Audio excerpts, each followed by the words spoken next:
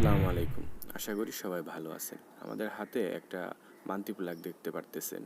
মান্তি প্লাগ দেখে আসলে নির্ণয় করতে পারছেন বা আমি নির্ণয় করতে পারছি এটা কত ভালো মানের মান্তি প্লাগ।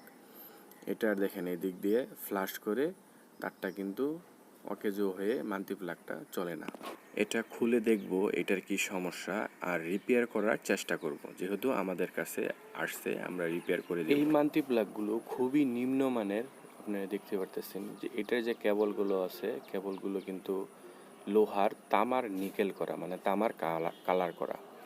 আর এই জায়গায় সমস্যাটা যদি আপনাদেরকে আমি দেখাই, এই যে এই জায়গায় দেখতে পারতেছেন দুইটা কেবল এই জায়গায় একসাথে হয়ে গেছে। এটা কিন্তু নতুন মান্তি প্লাগ, দুইটা তার একসাথে হয়ে স্পার্ক করে ওই যে কটটা আছে, কটটা এই যে কটটার এই জায়গায় একটু হয়তো বা দুর্বল ছিল, এই জায়গা দিয়েই পুড়ে গেছে, মানে ফ্লাশটা হয়েছে।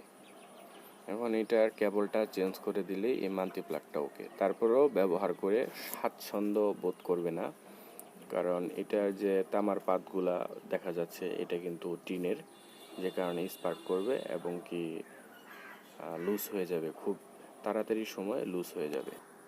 এই মান্তি প্লাগগুলো 1000 লোড বা এর কমেও যদি লোড দেওয়া হয় তাহলে কিন্তু এই কেবলগুলো নষ্ট হয়ে যায়। এই মান্তি প্লাগগুলো কিনা থেকে আমরা বিরত থাকি। এই মান্তি প্লাগগুলো একবারই বাজে একটা মান্তি প্লাগ। ভিডিওটা ভালো লাগলে লাইক কমেন্ট শেয়ার করে সাথে থাকবেন। আজকে এ পর্যন্ত, সবাই ভালো থাকবেন, সুস্থ থাকবেন, আল্লাহ হাফেজ।